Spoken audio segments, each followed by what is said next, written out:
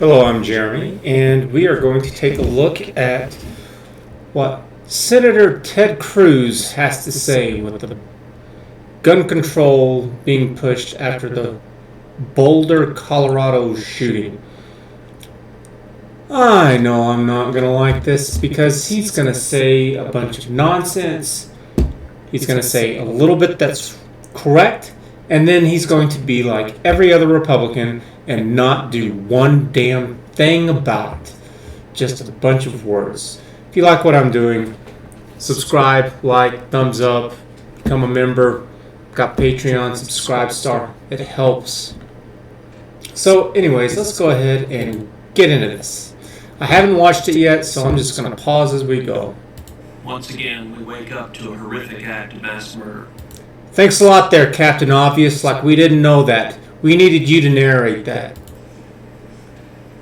All of us lift up in prayer the families in Boulder, Colorado. I do not care. I will go to church for all of my religious experiences. I don't look to the government for that at all. The president is not my God. America is not my heaven. And the laws are not my Bible. So you can keep that crap out of here. Whatever it is that you want to believe, go ahead and knock yourself out. I believe what I believe, and I'll knock myself out with that too. So sounds like just a bunch of placating to me. Families in Atlanta that lost their lives, including the police officer in Boulder, Colorado. I can tell you in Texas, we've seen far too many of these. According to what? You know what? This is less than a percent. It's like 0.0000. It's like nothing. What are you talking about? Yeah, we've all had our fair share. Is there a point to that? I was in Santa Fe the morning of that shooting. Santa Fe High School is less than an hour from my house. So what? Like I care. Does that now make you smarter than the rest of us because of your proximity to it? What the hell are you talking about? I don't have to be next door to any of this stuff to understand that it's a tragedy. Who the hell doesn't understand that? I was in El Paso at the Walmart. Again, same thing. Who cares? So what? Big deal. Yeah, you and every other person in there. I mean, we've had shootings where I'm at. It happens. And you got something that you want to do about it? I'm not hearing anything so far. For yet another senseless mass murder. I was in Dallas where 5 police officers were murdered by a radical. And so you're listing this off like these are some kind of credentials that are going to help make you better at something. It beats the hell out of me though, because so what? I mean, it sucks, but what does that have to do with you? What does that have to do with you being a senator? What does that have to do with policies? I was in Sutherland Springs. Holy crap. In that beautiful sanctuary where a monster murdered innocent people. You want a medal? You want some cookies and milk there? Is little Jimmy going to be okay there? Little Ted Cruz? I've been to too damn many of these. I don't care how many you've been to. Until the problem's solved, I don't care. This does nothing.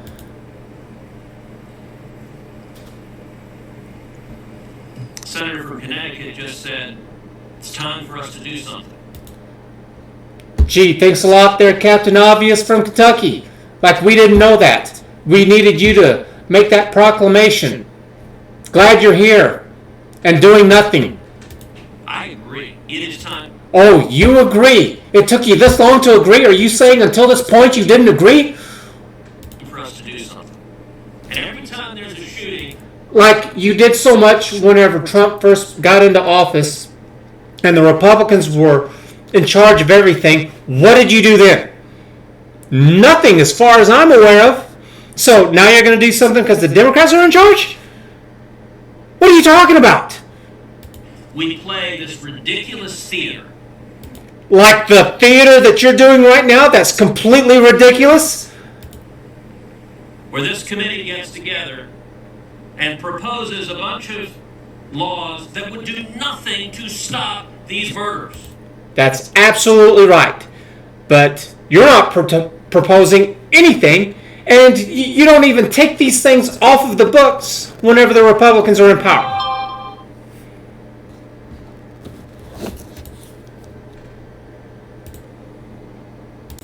get back to it. Senator from Connecticut just said the folks on the other side of the aisle have no solutions. Well, the senator from Connecticut knows that is false. That's right. It is false. Because none of you have any solutions at all. And it's not like there aren't any that are out there. It's just you have to go out there and you have to ask all questions. Who are these people? Were they on medications? What was their family like? You need to ask all this stuff. All of it. Which you'll never want to do. And he knows that's false because Senator Grassley and I together introduced legislation, Grassley-Cruz, targeted at violent criminals, targeted at felons, targeted at fugitives, targeted at those... That's no better. I worked out at the prison, and there are plenty of felons and fugitives that have absolutely no kind of violent activities whatsoever. None. So, let's see, there were some, like there was the eyeball killer who picked up prostitutes and would gouge out their eyes if they had blue eyes, or maybe other eyes too, but he fancied blue eyes. So, yeah, even then, it's like, because he, as far as I'm aware of, he didn't use a gun. Because he targeted girls and he just overpowered them and then gouged out their eyes. No gun involved. Same thing with child molesters. Really sucks, real trash, but again, what else? Fraud, money laundering, a lot of these things. Nothing to do with violence at all. But yet, you're doing the same thing.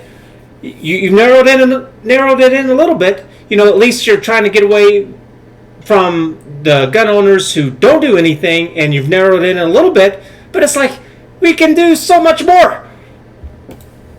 With serious mental disease.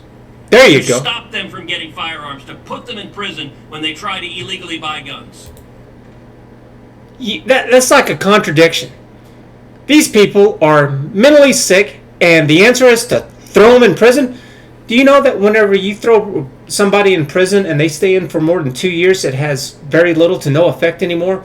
That after that 2-year stint, it's kind of like all that can be done has been done. And then after that, it's kind of like the fear and everything has kind of subsided.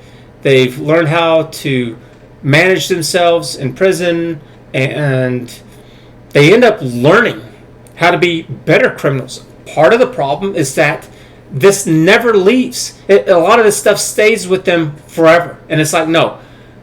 It's supposed to be, you do the crime, you do your time, and then you're supposed to be done with it. It's not supposed to linger over your head for all eternity. Then you can't get a job, you can't do anything. Everybody's against you. It's like, yes, it sucked, but they did their time. It's over, no matter how horrendous it is. Now, I would say with some, especially with violent crimes, it's like, yeah, maybe a little something there. But if they're mentally off their rocker, prison's not the answer. It needs to be, we need to have state mental hospitals, or we don't even need state-run ones. We just need to be able to have the freedom to be able to bring them back, because apparently there's quite a bit of regulations against these things. And it's like, no, that's absolutely what you do. If people are mentally incapable of making sound decisions for themselves, then yes, they might have to be placed in somebody's care, and it's not their fault if they're mentally disabled. You know, that's different than prisoners. The people who are supposed to be in prison, those are the people who, you know what, no, they know better. And then they still decide to act in criminal, nefarious ways. So, what happens in this committee after every mass shooting is Democrats propose taking away guns from law-abiding citizens. That's absolutely right. It's a bunch of crap. Because that's their political objective. But what? That's an assumption. You don't know that. And I would say that's a little far-fetched, because I don't think it's their objective at all to get guns out of the hands of citizens. I think it's the same damn thing with every last one of you. You're more interested in getting elected and fundraising than you are with the truth. And that's what they're saying, because that's what their base wants to hear. I don't think they give a damn one way or the other. They propose, not only does it not reduce crime, it makes it worse. The jurisdictions in this country with the strictest gun control have among the highest rates of crime and murder. When you disarm law-abiding citizens, you make them more likely to be victims. Now, from my understanding, this is correct, that whenever you get rid of guns, it makes it easier for the criminals to go out and commit crimes with guns because they don't have to fear anybody else with guns because they're the only ones who have them. So this is something that has happened in Britain. I believe that they have a no-gun policy or is extremely restrictive. Same thing with China. Same thing with Australia. I know with China they have no guns allowed, that no citizens have them, and they have this. Yes, I have a video on mass shooting, and we talked about this. I'll talk about it a little bit at the end of the video. If you want to stop these murders, go after the murderers. Yes, and just blanketly saying felons, that's not it. Specifically say murder. So Jordan Peterson talked about this, and that this 1% falls over everything. So 1% of the planets, or 1% of the stars have, or 20% of the stars have 80% of the mass. 20% of the trees have 80% of the mass. 20% of the population has 80% of the wealth. 20% of the criminals do 80% of all the crimes. Now, they might have lackeys underneath them, but it's only like 20% of them who are kind of the masterminds and do the really horrible things. It's a very small percentage of people who are involved with this. And that's not what you're doing. Cruz came to a vote on the floor of the Senate in 2013. It got a majority vote on the floor of the Senate. 52 senators voted for Cruz in the Harry Reid Democratic Senate. You are not talking about what this thing does. You are being vague. Just because you point out a couple of things that might sound reasonable, it doesn't mean that the whole thing is. As far as I know, you attached the Green New Deal into that thing for all I know, because that's the way these things always go. It's never just straightforward with this is all that it is. It's also some other stuff attached to it that nobody's supposed to look at. And that's exactly what the Green New Deal was in flying colors. And this 1.9 trillion stimulus package nonsense that got passed. It was billions of dollars went to billionaires too. It was ridiculous. What was it? Elon Musk got several $1 billion for, I don't know if it was Tesla or his space program. Bill Gates with his foundation got it too. It's like, what are you talking about? 9 Democratic senators voted for Cruz, the most bipartisan. Okay, and then why? What was going on? What's the other side of the argument? Why are you only telling me your side? Are you saying that they're just all evil and that they had no reasons at all whatsoever? Support of any of the comprehensive legislation. So why did it pass into law? Because Democratic senators, including many of the senators in this room, including the senator from Connecticut who just said Republicans have no answers, filibustered the law and prevented it from passing. Demanded 60 votes.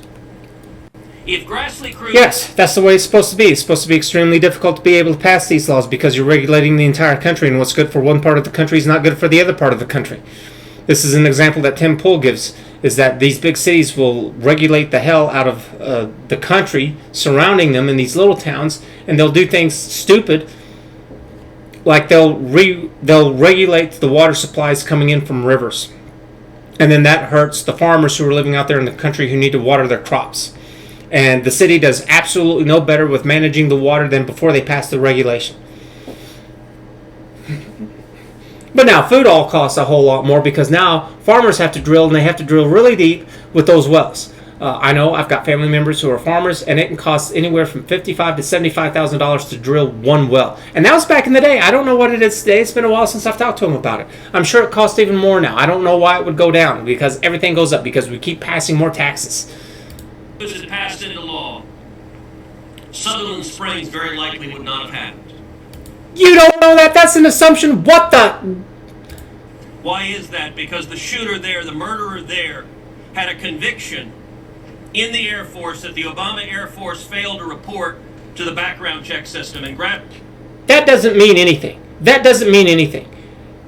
He could have gotten a gun off of the black market. It might have made things more difficult, but that doesn't mean that it's impossible and that your proposal here is just the piece of holy, saintly legislation that the country needs. Shut the hell up.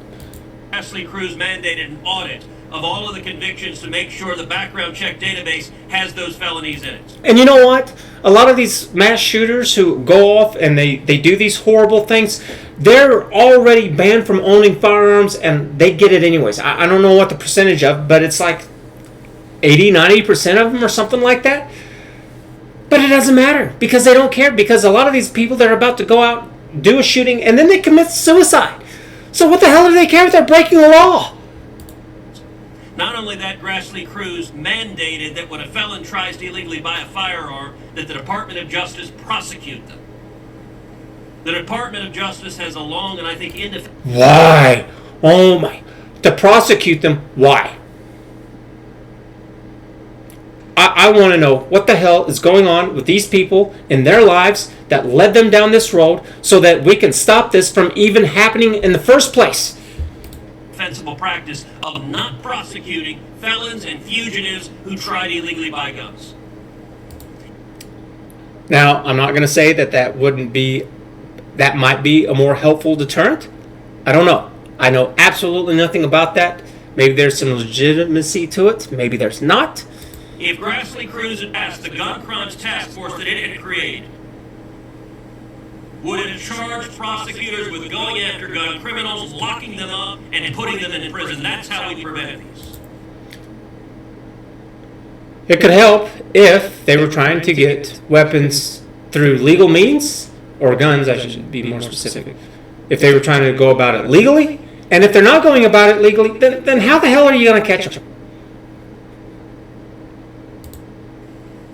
Now, we will learn in the coming days and weeks the exact motivation of the murderers in Atlanta and Boulder, Colorado. We'll learn. No, you don't, because most of the time these people don't even know what the hell's going on. They have these stupid manifestos that just don't make any kind of sense, and it's more rooted to their family life and what the parents did to them, and it's not this bunch of trash that they kind of wrote out or whatever. So don't act like that. This information is just going to come out, because if this information comes out as to the intent to why the shooter did all of this stuff, then there would be a lot of evidence and a lot of things to point to some things that we should be able to actually focus in on. So no, don't act like this. You're talking about like these people are smart and coherent in the first place, and they're not. Learn what happened there. But we already know this pattern is predictable over and over and over again. There are steps we can take to stop. And what are those? I haven't. When have you listed steps? What are these steps? What are these predictable patterns? List these patterns for me. These crimes. And you know what the steps aren't? The steps aren't disarming. That's exactly the opposite of what I just said. I said I want the steps. Disarming law-abiding citizens. You know, you've listed a couple of things, but it's like, no, there should be a lot. We have had this issue long enough that there should just be mounds of information out there. Every year, firearms are used in a defensive capacity to defend women, children, families, roughly 1 million times a year in the United States. And the Democrats...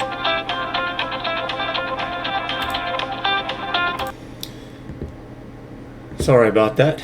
Man, this is a 5-minute clip and we're already 8 minutes into this nonsense. who want to take away the guns from those potential victims would create more victims of crimes, not less. You know what? I believe that there is things that you could cite for this. So, for example, in Switzerland, right? Switzerland. In their country, every single man, whenever they turn 18, they have to join the military. It's mandatory. They have to. And whenever they're done with their military service, they get to keep their firearm. Crime, for some reason, is unusually low. Imagine that. If that you knew that every single man who was 18 or over potentially has a gun, which most of them do, because, I mean, who's really going to give it up? I mean, I guess maybe if you're on financial hardship, you might have to sell your gun in some kind of need or something like that. But it's a pretty good deterrent. What are you going to do? You're going to break into this house and you know that there's a veteran who was trained with a firearm, and chances are high that they've still got it, yeah, good luck with that. Even if you manage to do anything there, what about all the neighbors who are going to hear all the commotion? A lot of them are going to come out. They're going to come armed, and if they don't come out armed, I mean, they're just going to dot right back in there, grab their gun, and be like, not next to my family, not next to my home. So I would like to know a little bit more about that. But let's get on with it. I agree it's a time for actions. And by the way, I don't apologize for thoughts or prayers. I will lift up in prayer people who are hurting. And I believe in the power of prayer. And the contempt of Democrats for prayers is an odd sociological thing. Yeah, that is. It's like, whether Senator Cruz means it or not, it doesn't hurt anything in any way for anybody. Who cares? If you're a Christian, there are Satanists out there saying all kinds of weird prayers, and you know what? The world goes on. Or if you're an atheist, and Christians are saying prayers, so what? Well, what is it? It doesn't bother you at all. Just mind your own damn business. If that's what makes people feel better, then shut the hell up and let them do it. But I also agree thoughts and prayers alone are not enough. Duh. Thanks again there, Captain Obvious. We need action. Today, Chairman Grassley and I are introducing again Grassley Cruz, and I would ask Senate Democrats, including some of our newer colleagues who just got here, not to participate again in the shameful filibuster that this body engaged in 2013. I'm going to stop because I'm about to start beating my head in this table. So, anyways, I hate politics. I hate Democrats and Republicans, all of them. They're just nonsense. This is a bunch of grandstanding. This is a bunch of emotional drama. I would expect to see something like this from like a soap opera or something. It's like, shut up, man. I mean, where is this? I don't know. He's not. I don't know what they're doing over there in Congress today. It looks like they're in a government building with the walls and the crap carpet there, but I don't know. Maybe they're in a hotel. Maybe no, because look at that desk. I guess they could have brought it in. It's got to be some kind of governmental building. You should not be winning or losing your arguments because of how much you can scream or all the buzzwords that you can use. There should be something behind it to back it up. And he didn't do any of that. He just made he made assumptions, and he just made acclamations that this is what's going to do it. It's like, where's your proof? Oh, I'm so fed up with it. So that's what we're going to do around here, is that I want proof. I want to know what's what. All right, so let's go over this article that I pulled up here. Thanks. So this article is older, but I didn't care because this is something that I've heard repeatedly throughout my lifetime. Switzerland has a stunningly high rate of gun ownership. Here's why it doesn't have mass shootings. Now, this is in 2019. This is from BusinessInsider.com. So at the time of this article, Switzerland hasn't had a mass shooting in over 18 years. In the U.S., there is almost one every day. And this goes back. Let me see if I can pull these both up at the same time. Okay, so yes. So over here, I've got this little notepad opened up where I'm trying to show what it is that I'm going to build. And so one of the problems that we found the other day is that with Ben Shapiro, he was talking about this, and that mass shootings, it's not clearly defined again.